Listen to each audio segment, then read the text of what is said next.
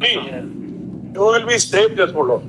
You will be saved if, when you were selected and subsequently you were appointed, it was one of the qualifications. That's correct. That's all we want. Second, That's you will all. be saved if there is no such thing as subject to disorder. Subject. Correct. Yes, yes, yes. Grateful. Correct. Please No. dictate us order. You pass order. I'm grateful. दोस्तों अभी आप सुन रहे थे honourable justice Shri Sudhanshu Dhulia जी को, जो कि 8 अप्रैल 2024 के judgement, जो कि एमपी के क्लेरिफिकेशन एप्लीकेशन थी, जब जजमेंट लिखाया जा रहा था उस समय जो डाउट्स वो क्लियर कर रहे थे बीएड और डीएलएड के एडवोकेट्स का कि कौन से बीएड अपॉइंटीज सेफ हैं और कौन से नहीं सेफ हैं। इसमें साफ क्लियर शब्दों में उन्होंने कहा है कि वही बीएड सेफ होंगे जो 2 कंडीशन को फुलफिल करेंगे। पहला कंडीशन ये है कि नोटिफिकेशन में, जो राज्य सरकार का नोटिफिकेशन है, एडवर्टीजमेंट है, उसमें BEd as a valid qualification होना चाहिए। BEd as a valid qualification है तो वो बीएड सेफ होगा, लेकिन ये पहला कंडीशन है। दूसरा कंडीशन सुप्रीम कोर्ट ने ये कहा कि there is no such things like subject to final outcome, यानी कि किसी भी प्रकार का इस प्रकार का शर्त ना हो कि उनकी जो नियुक्ति हो रही है यानी बीएड कैंडिडेट की, वो सब्जेक्ट टू आउटकम हो। ठीक है, वो सब्जेक्ट टू आउटकम हो, यानी सुप्रीम कोर्ट क्लियर शब्दों में कहती है कि बीएड आपका नोटिफिकेशन में शामिल भी होना चाहिए और किसी भी कोर्ट ऑफ लॉ के द्वारा सब्जेक्ट टू आउटकम का शर्त उन पर नहीं लगाया जाना चाहिए, तब जाकर के बीएड कैंडिडेट का अपॉइंटमेंट जो है वो सेफ है। अब यहां पर मध्य प्रदेश में आते हैं। मध्य प्रदेश में अगर आप देखेंगे तो हाई कोर्ट ने सुप्रीम कोर्ट का जो इंटरप्रिटेशन है, ध्यान से सुनिएगा, बहुत इंपॉर्टेंट वीडियो है और अंत तक जरूर देखिएगा। और इस वीडियो के अंत में जो जजमेंट लिखाते समय जो उस समय 3 मिनट का वीडियो है, जो कि आपको पूरा क्लियर कट बिना किसी कट के साथ देखना चाहिए ताकि आपको चीज़ें और ज़्यादा स्पष्ट होंगी। ठीक है, अभी एमपी में अगर आप देखेंगे तो बहुत कुछ होना बाकी है और अगर सही से इस मामले को रखा गया तो हाईकोर्ट ने जो इंटरप्रिटेशन किया है सुप्रीम कोर्ट के 8 अप्रैल 2024 के जजमेंट को लेकर के, उसमें कुछ आपको सुप्रीम कोर्ट में मिसमैच देखने को मिल सकता है। तो यहाँ पर आप अगर एक तरफा होकर के वीडियो देखेंगे तो चीज़ें आपको समझ में नहीं आएंगी, इसलिए आप न्यूट्रल होकर के देखेंगे तभी मामला आपको समझ में आएगा।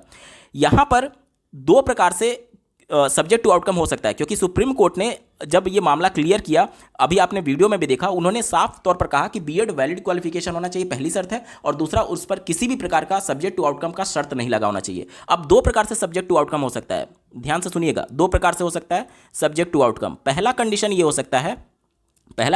सकता है कि किसी भी राज्य में, मान लीजिए कि कोई नोटिफिकेशन आया, किसी भी राज्य में कोई नोटिफिकेशन आया और उस नोटिफिकेशन में बीएड को एज ए वैलिड क्वालिफिकेशन नहीं माना गया। अब बीएड जब वैलिड नहीं है और चूंकि 25 नवंबर 2021, ध्यान दीजिएगा, 25 नवंबर 2021 को माननीय जोधपुर हाईकोर्ट ने जजमेंट दिया, उसके बाद से जनवरी में लगभग जनवरी 2022 में ये मामला सुप्रीम कोर्ट में चला गया था, यानी एपेक्स कोर्ट में चला गया था। यानी कि एपेक्स कोर्ट में जब मामला गया तो कभी भी सुप्रीम कोर्ट ने 25 नवंबर 2021 के जोधपुर हाईकोर्ट पर रोक नहीं लगाया, यानी कि जो इनका जजमेंट था वो लगातार प्रभावी था 25 नवंबर 2021 से। और इसके बीच में अगर कोई राज्य नोटिफिकेशन निकालती है और इस जजमेंट के आधार पर नोटिफिकेशन निकाल देती है, अब आप कहेंगे कि एनसीटी जो कि रेगुलेटरी अथॉरिटी है, उनके द्वारा तो कोई नोटिफिकेशन नहीं निकाला गया। आप केवीएस की भर्ती का नोटिफिकेशन देखिए, केवीएस ने बिना एनसीटी के गजट नोटिफिकेशन का वेट किए हुए सीधे तौर पर इस जजमेंट के आधार पर, और मामला चूंकि एपेक्स कोर्ट में पेंडिंग था, इस मामले को ध्यान में रखते हुए उन्होंने अपने नोटिफिकेशन में साफ तौर पर मेंशन कर दिया कि हम बीएड को शामिल तो कर रहे हैं, लेकिन उनकी जो नियुक्ति होगी वो हमारे एडवर्टीजमेंट में माननीय सुप्रीम कोर्ट के अंतिम आदेश के आधार पर तय की जाएगी। ठीक है, यानी कि एनसीटी एडवर्टीजमेंट जारी करे या ना करे, एपेक्स कोर्ट में मामला पेंडिंग था और ऑलरेडी वो नोटिफिकेशन 28 जून 2018 का गजट नोटिफिकेशन ऑलरेडी क्वैश हो चुका था, जो कि लगातार सुप्रीम कोर्ट में मामले के दौरान भी फैसले पर रोक नहीं लगाया गया, तो वो इसी जजमेंट से क्वैश था उस समय। ठीक है, चलिए अब पहला कंडीशन मान लेते हैं सब्जेक्ट टू आउटकम का, कि मान लीजिए किसी राज्य ने नोटिफिकेशन निकाला और उसमें बीएड को एज ए वैलिड क्वालिफिकेशन नहीं रखा गया। अब यहां पर जब नहीं रखा गया तो चूंकि अभी मामला डिसाइड तो हुआ नहीं था सुप्रीम कोर्ट के द्वारा, तो अगर ये बीएड वाले कैंडिडेट हाईकोर्ट को अगर अप्रोच करते हैं, तो हाईकोर्ट जो है वो जितने भी रिस्पॉन्डेंट होंगे, रिस्पॉन्डेंट में आपकी स्टेट गवर्नमेंट हो सकती है, यूनियन ऑफ इंडिया हो सकता है और वहां का एजुकेशन डिपार्टमेंट हो सकता है। हाईकोर्ट जो है वो स्टेट को, यानी जितने भी रिस्पॉन्डेंट हैं उनको अप्रोच करती है कि आप अपना हलफनामा दायर करिए। स्टेट क्या कहती है कि चूंकि ये मामला सुप्रीम कोर्ट में पेंडिंग है, इस वजह से हाईकोर्ट के पास दो विकल्प थे, या तो वो भर्ती प्रक्रिया पर रोक लगा दे तब तक जब तक कि सुप्रीम कोर्ट अपना जजमेंट नहीं दे देती। तो हाईकोर्ट में जाकर के स्टेट गवर्नमेंट ये कहती है कि आप भर्ती प्रक्रिया पर रोक मत लगाइए, आप जो बीएड की नियुक्ति है जो कि सुप्रीम कोर्ट के द्वारा डिसाइड होना बाकी है, इसमें बीएड की जो अपॉइंटमेंट होगा वो माननीय सुप्रीम कोर्ट के जजमेंट के अधीन रख दीजिए। तो पहला तो कंडीशन ये हो सकता है कि बीएड खुद से अगर कोर्ट को अप्रोच करता है तो ये सब्जेक्ट टू आउटकम हुआ जिसमें बीएड खुद कोर्ट गया हुआ है, और ये कब होगा, जब स्टेट गवर्नमेंट नोटिफिकेशन में बीएड को शामिल नहीं करती है। दूसरा कंडीशन ये हो सकता है कि स्टेट नोटिफिकेशन में बीएड को एज ए वैलिड क्वालिफिकेशन रखती है, मतलब बीएड नोटिफिकेशन में शामिल है। अब यहां पर कौन प्रभावित हो रहा है, डीएलएड वाले कैंडिडेट प्रभावित हो रहे हैं। यहां पर बीएड वाले क्यों कोर्ट गए थे, क्योंकि बीएड वाले इसलिए कोर्ट गए थे क्योंकि मामला अभी सुप्रीम कोर्ट में पेंडिंग था और सुप्रीम कोर्ट ने अपना फाइनल जजमेंट नहीं दिया था। अब चूंकि नोटिफिकेशन में बीएड को शामिल कर लिया गया तो यहां पर कौन प्रभावित हो रहा है, डीएलएड वाले कैंडिडेट। अब डीएलएड वाले कैंडिडेट अगर मान लीजिए हाई कोर्ट को अप्रोच करते हैं ये कहते हुए कि अभी जो नोटिफिकेशन था 28 जून का वो तो क्वैश हो चुका है और सुप्रीम कोर्ट ने उस नोटिफिकेशन पर रोक भी नहीं लगाया और मामला अभी पेंडिंग है, तो आपने नोटिफिकेशन में भले नहीं मेंशन किया लेकिन बीएड की एलिजिबिलिटी जो है वो माननीय सुप्रीम कोर्ट के अधीन रखिए। वहां पर राज्य सरकार नहीं सुनती है, एजुकेशनल बोर्ड नहीं सुनता है, मजबूरन डीएलएड कैंडिडेट को हाईकोर्ट का रुख अपनाना पड़ता है। हाईकोर्ट फिर से स्टेट को अप्रोच करेगी ये कहते हुए कि आपका क्या कहना है। हाईकोर्ट में जाकर के स्टेट गवर्नमेंट ये कहती है कि हम भर्ती प्रक्रिया नहीं रोकना चाहते हैं, लेकिन जो डीएलएड वाले कैंडिडेट इस याचिका को लेकर के आए हैं तो जो बीएड की नियुक्ति है, अपॉइंटमेंट है, वो आप सब्जेक्ट टू आउटकम रख दीजिए फाइनल जजमेंट का जो सुप्रीम कोर्ट देगी। हाईकोर्ट ऐसा ही करती है मध्य प्रदेश में, ध्यान से सुनिएगा, हाईकोर्ट ऐसा ही करती है मध्य प्रदेश में। यहाँ पर डीएलएड वाले कैंडिडेट, चूंकि नोटिफिकेशन में BEd as a valid qualification था और डीएलएड वाले कैंडिडेट इस मैटर को हाईकोर्ट में चैलेंज करते हैं और हाईकोर्ट स्टेट के प्रेयर के हिसाब से मामले को सुप्रीम कोर्ट के जजमेंट के अधीन रख देती है। और कब रखती है, ध्यान दीजिएगा, ये रखती है 7 जुलाई 2022 को, और इनको अपॉइंटमेंट कब मिला, मार्च 2023 में, ठीक है। इसके बाद से एक और केस था जिसमें 16 जनवरी 2023 को सब्जेक्ट टू आउटकम रखा गया था। ये दो अलग अलग मामले हैं जिसमें भर्ती सब्जेक्ट टू आउटकम है मध्य प्रदेश हाईकोर्ट में, और इनको ज्वाइनिंग इसके बाद मिली है। इसके साथ ही साथ आपको ये भी ध्यान देना है, एक आईए दाखिल करके 11 अक्टूबर 2022 में एमपी के बीएड कैंडिडेट सुप्रीम कोर्ट में उपस्थित होते हैं और 12 अक्टूबर, ध्यान दीजिएगा, 12 अक्टूबर 2022 को माननीय सुप्रीम कोर्ट जो भी ऑनगोइंग प्रोसेस वाली भर्ती थी, यानी मध्य प्रदेश भी उस समय कंप्लीट नहीं हुई थी, ऑनगोइंग प्रोसेस में थी, और इसमें आगे की जो भी प्रोसीडिंग्स होंगी वह सुप्रीम कोर्ट ने अपने इस फैसले के अंतिम आदेश के अधीन रख लिया था। यानी इनको जब ज्वाइनिंग मिली उससे पहले 3 कोर्ट के द्वारा 3 मामले में मध्य प्रदेश के बीएड अपॉइंटीज के सिलेक्शन को सब्जेक्ट टू आउटकम रखा गया था। अब यहाँ पर आपके मन में ये प्रश्न आ सकता है कि चूंकि 25 नवंबर, ध्यान दीजिएगा, 25 नवंबर 2021 जो जोधपुर हाईकोर्ट का जजमेंट दिया गया, उससे पहले 2020 में ही, ध्यान दीजिए, 2020 में ही मध्य प्रदेश में एडवर्टीजमेंट जारी कर दिया गया था। सब्जेक्ट टू आउटकम का मतलब ये होता है कि किसी भी प्रक्रिया के दौरान अगर आप पर किसी प्रकार का कोई शर्त लगा दिया गया तो उस शर्त के ही साथ अगर आपको नियुक्ति दी जा रही है तो उस शर्त में अगर कोई बदलाव हुआ जजमेंट आने के बाद से तो आपका नियुक्ति रद्द कर दिया जाएगा। सब्जेक्ट टू आउटकम का मतलब ये होता है। अब सब्जेक्ट टू आउटकम मैंने आपको बता दिया कि 2 प्रकार से हो सकते हैं। सुप्रीम कोर्ट ने जब ये जजमेंट लिखा रही थी उस समय उन्होंने केवल यही कहा था कि BEd as a valid qualification शामिल होना चाहिए, पहला शर्त है, और दूसरा शर्त है कि बीएड किसी भी शर्त के साथ उनको नियुक्ति नहीं मिलनी चाहिए। एमपी में बीएड कैंडिडेट अगर आप देखेंगे तो वो एज ए वैलिड क्वालिफिकेशन शामिल तो है, as a valid qualification notification में शामिल है, लेकिन उन पर शर्त लगी हुई है सब्जेक्ट टू आउटकम का, 2 हाईकोर्ट के द्वारा और 1 सुप्रीम कोर्ट के द्वारा। अब एमपी का हाईकोर्ट का जो इंटरप्रिटेशन है माननीय सुप्रीम कोर्ट के जजमेंट को लेकर के, वो इंटरप्रिटेशन इस प्रकार से है कि सुप्रीम कोर्ट ये कह रही है कि BEd as a valid qualification notification में शामिल होना चाहिए और बीएड खुद से अप्रोच नहीं करना चाहिए। अब यहां पर आपको आर्टिकल 14 का ध्यान रखना होगा। आर्टिकल 14 ये कहती है कि कानून के समक्ष सभी कैंडिडेट बराबर हैं। अब यहां पर मान लीजिए कि बीएड कैंडिडेट कोर्ट को कब अप्रोच करेगा, जब उसके हितों का नुकसान होगा, और डीएलएड कैंडिडेट कब अप्रोच करेगा, जब उसके हितों का नुकसान होगा। यानी कि आप, मतलब कि मध्य प्रदेश हाईकोर्ट उस मैटर को सब्जेक्ट टू आउटकम मान रही है जिसमें बीएड खुद से अप्रोच करेगा, लेकिन आर्टिकल 14 जो कानून के समक्ष सभी को बराबर अधिकार देता है, वहां पर जो डीएलएड वाले कैंडिडेट कोर्ट को अप्रोच किए हुए हैं और उनकी याचिका में जो सब्जेक्ट टू आउटकम हुआ है उसको सब्जेक्ट टू आउटकम नहीं मान रही है, जो कि सीधे तौर पर गलत है, क्योंकि सुप्रीम कोर्ट ने यह कहा है कि सब्जेक्ट टू आउटकम होना चाहिए। कौन मैटर कोर्ट लेकर के गया उससे मतलब ही नहीं है। अब एक बार और हाई कोर्ट के इंटरप्रिटेशन को और अच्छे से समझने की कोशिश करते हैं। यहां पर मैं बिल्कुल क्लियर कर दूं कि पूरे सम्मान के साथ, माननीय हाई कोर्ट और माननीय सुप्रीम कोर्ट के सम्मान के साथ, सिर्फ फैक्ट पर मैं बात कर रहा हूं, ठीक है। अब यहां पर ध्यान दीजिएगा, सुप्रीम कोर्ट का जो क्लैरिफिकेशन है उसमें साफ तौर पर यह कहा गया कि हमारा जो जजमेंट है 11 अगस्त 2023 वाला, वह प्रोस्पेक्टिव नेचर का होगा, लेकिन ये प्रोस्पेक्टिव नेचर केवल उन्हीं कैंडिडेट्स के लिए होगा, केवल उन्हीं कैंडिडेट्स के लिए होगा जो कि बिना किसी कंडीशन के साथ, जो कि किसी भी कोर्ट ऑफ लॉ के द्वारा उन पर ना लगाई गई हो, बिना किसी कंडीशन के साथ उनकी नियुक्ति हुई हो, ठीक है। किसी भी कोर्ट ऑफ लॉ के द्वारा उन पर किसी भी प्रकार का फाइनल आउटकम नहीं रखा गया हो। यहां पर और देख लेते हैं कि वो केस जो कि उनके द्वारा इंस्टीट्यूटेड किया गया हो, यानी बीएड के द्वारा मान लीजिए इंस्टीट्यूटेड करने की बात की जा रही है, ठीक है। अब कोई भी मैटर बीएड के द्वारा हाई कोर्ट में या फिर सुप्रीम कोर्ट में चैलेंज कब किया जाएगा, ये पहला वाला कंडीशन याद करिए सब्जेक्ट टू आउटकम में, जो मैंने आपको बताया था, जब नोटिफिकेशन में as a BEd valid qualification नहीं शामिल होगा, तभी तो बीएड अप्रोच करेगा हाई कोर्ट को या फिर सुप्रीम कोर्ट को। तो पहला वाला ये कंडीशन है सब्जेक्ट टू आउटकम का। और पहला वाला कंडीशन अगर है, ध्यान से सुनिएगा, पहला वाला कंडीशन है, तो जाहिर सी बात है जो दूसरा शर्त सुप्रीम कोर्ट कह रही है कि नोटिफिकेशन में एज ए वैलिड क्वालिफिकेशन होना चाहिए, तब तो पहला कंडीशन ये फुलफिल नहीं हो रहा है कि नोटिफिकेशन में वो बीएड नहीं शामिल था, तभी तो कोर्ट को अप्रोच किया। और आगे पढ़िए, सुप्रीम कोर्ट ये कहती है कि उन पर किसी भी प्रकार का डिस्क्वालिफिकेशन नहीं होना चाहिए और वो अपॉइंट होने चाहिए उस एडवर्टीजमेंट के आलोक में जो कि बीएड एक वैलिड क्वालिफिकेशन उस नोटिफिकेशन में मेंशन था। यानी कि दोनों कंडीशन एक साथ नहीं हो सकती। एक साथ कैसे नहीं हो सकती कि जब बीएड वैलिड क्वालिफिकेशन है तो वहां पर कोर्ट को बीएड क्यों अप्रोच करेगा, जाहिर सी बात है डीएलएड वाले ही अप्रोच करेंगे।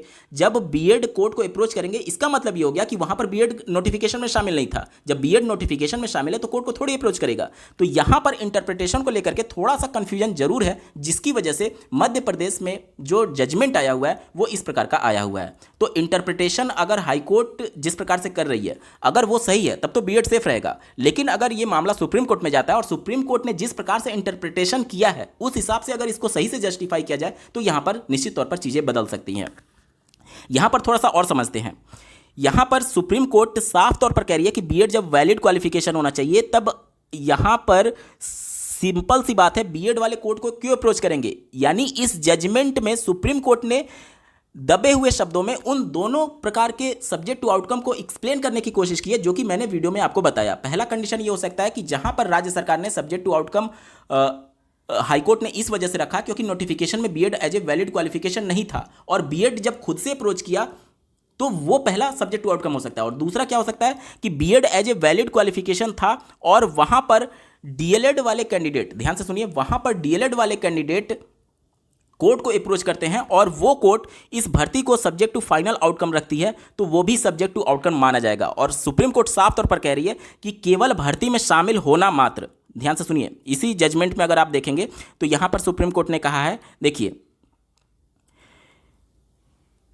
यहां पर सुप्रीम कोर्ट ने साफ शब्दों में कहा है कि mere selection of such candidate participation in process will not entitle them for a benefit under our present order. यानी कि बहुत सारे सिलेक्शन ऐसे हुए हैं जिसमें केवल कैंडिडेट के पार्टिसिपेट करने मात्र से या फिर प्रोसेस में शामिल होने मात्र से हमारे इस जजमेंट का बेनिफिट उनको नहीं दिया जाएगा। यानी कि ऐसा नहीं है कि आप केवल नोटिफिकेशन में शामिल है तो आपको बेनिफिट दे दिया जाएगा, प्रोस्पेक्टिव आप पर लागू हो जाएगा, नहीं, आपको दोनों कंडीशन फुलफिल करनी है। दूसरा कंडीशन यह है कि किसी भी कोर्ट ऑफ लॉ के द्वारा आपका जो नियुक्ति है वो सब्जेक्ट टू फाइनल आउटकम नहीं रखना चाहिए। और सब्जेक्ट टू फाइनल आउटकम दो प्रकार से हो सकता है। पहला कंडीशन जब सुप्रीम कोर्ट ये कहती है कि जो बीएड कैंडिडेट हैं उनके द्वारा मैटर सुप्रीम कोर्ट में या फिर हाई कोर्ट में चैलेंज किया गया है तो वो सब्जेक्ट टू आउटकम, और दूसरा जब डीएलएड कैंडिडेट्स कोर्ट को अप्रोच करते हैं। दोनों कंडीशन में अगर कोई शर्त लगी हुई है, सब्जेक्ट टू फाइनल आउटकम रखा गया है, तो वहां पर बीएड कैंडिडेट सेफ नहीं हो सकते हैं।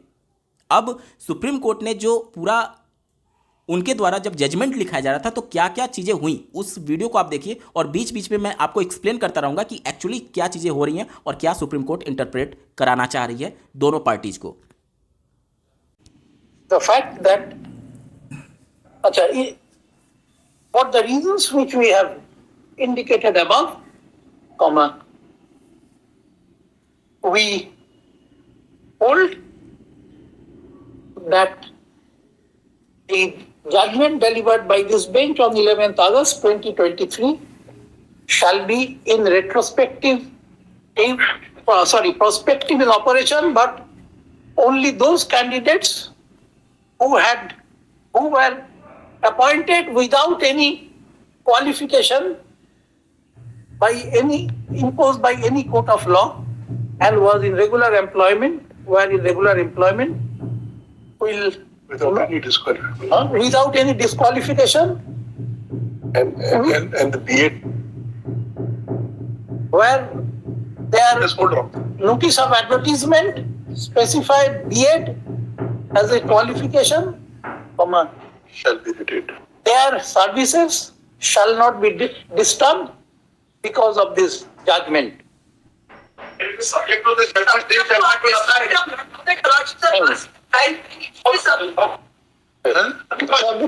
to the court No, no, that can't be. We'll leave it to us. It's prospective. Correct. No. Correct. In some cases, Lord, your lordships may instead say, only a minute, your lordships may say, those who are appointed prior to the judgment dated, my lord, 11th August, We are saved. are No, that can't be. Yes, they are otherwise disqualified. Then there's no point of the judgment. Again, this will open litigation. Then going to the High Court was pointless. Some petition may. If B.Ed was not a qualification and you were appointed, then you go. That's it. That's all. No. What worries you? अभी तक जो आपने सुना वो honourable justice Shri Aniruddha Bose ji के द्वारा जब judgement लिखाया जा रहा था उसके बाद से जो डीएलएड वाले कैंडिडेट के जो एडवोकेट उपस्थित थे उन्होंने सुप्रीम कोर्ट से ये कहा कि इस हिसाब से देखा जाए तो जो कैंडिडेट हाईकोर्ट को अप्रोच किए हैं डीएलएड वाले कैंडिडेट उनका हाईकोर्ट को अप्रोच करना तो पॉइंटलेस हो गया, यानी उसका तो कोई आधार ही नहीं रहा, उसका कोई मतलब ही नहीं रहा कि हमने कोर्ट को अप्रोच किया। उस समय भर्ती चूंकि सब्जेक्ट टू आउटकम रख दी गई क्योंकि मामला सुप्रीम कोर्ट में पेंडिंग था, हाईकोर्ट के हाथ बंधे हुए थे, वो डिसीजन दे नहीं सकती। और अब चूंकि जजमेंट आ गया है और इस रिव्यू में हमारा कोर्ट जाना व्यर्थ हो गया, तो उस समय सुप्रीम कोर्ट ये कहती है कि अगर कोई भी ऐसा अपॉइंटमेंट हुआ है जिसमें बीएड नोटिफिकेशन में शामिल नहीं था और उनको नौकरी मिली है तो आप कोर्ट जा सकते हैं।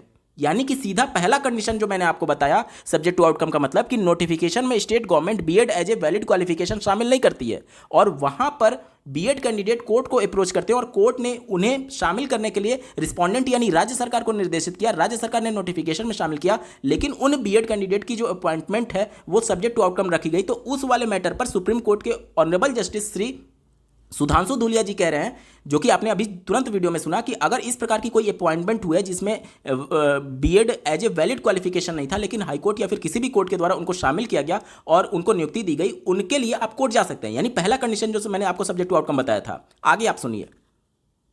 Where the court order says subject to result of. Yes. So they can't be protected. where your appointment is not in full. No, they. Exactly. We're grateful. That's fine. That's fine, Malad. This court was seized of the matter. That's fine. Correct. Subject to appointment,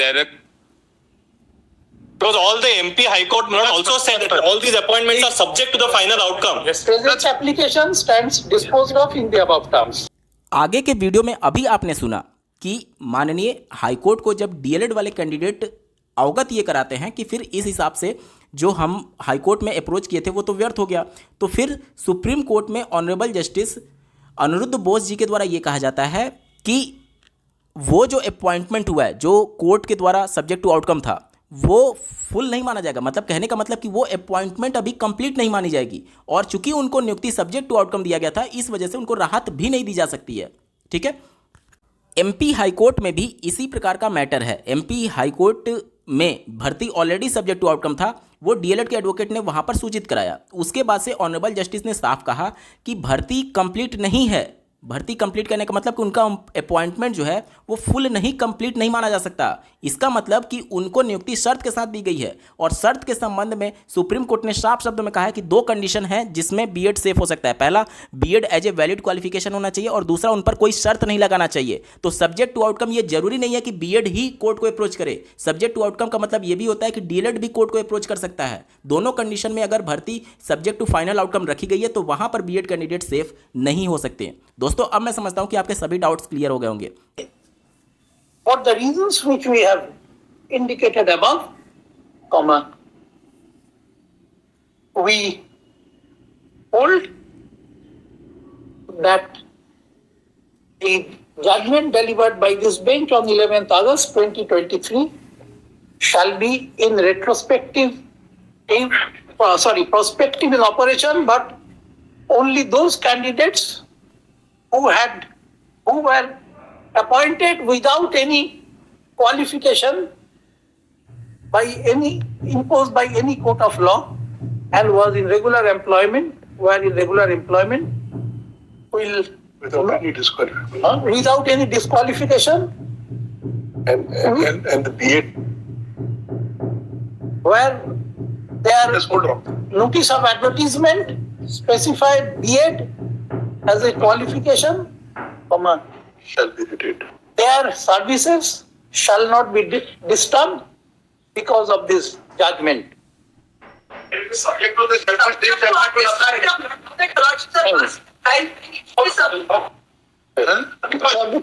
to the court order. No, that can't be. We'll leave it to us. It's prospective.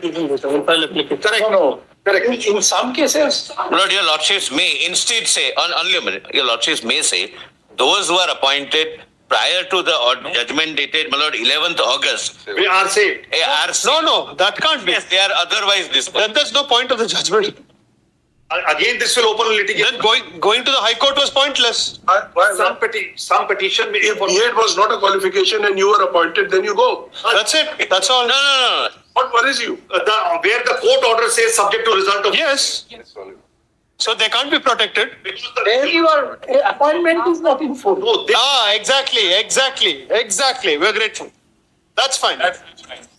That's fine, Malad. this court was seized of the matter. That's fine. Correct. Subject to appointment, because all the MP High Court also said that all these appointments are subject to the final outcome. Present application stands disposed of in the above terms. Lordships may. You will be saved, just hold on. You will be saved if, when you were selected and subsequently you were appointed, it was one of the qualifications. That's correct. That's all we want. Second, That's you will all. be saved if there is no such thing as subject to this order. subject- Correct. Yes. Grateful. Please No. dictate us order, you pass order. I'm grateful.